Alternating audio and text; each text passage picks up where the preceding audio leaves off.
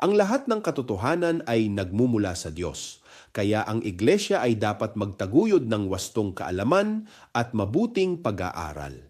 Ang pananampalataya ay hindi kaaway ng pagkatuto, kundi katuwang nito sa paghahanap ng katotohanan.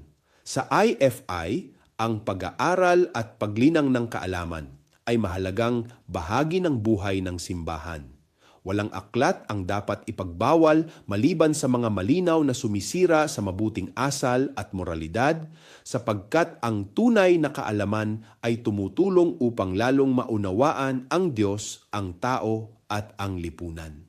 Ang artikulong ito ay nagpapaalala na ang pananampalataya ay hindi takot sa katotohanan. Ito ay paanyaya sa simbahan na magtaguyod ng pag-aaral, karunungan at malayang paghahanap ng katotohanan para sa Diyos at para sa bayan at mamamayan.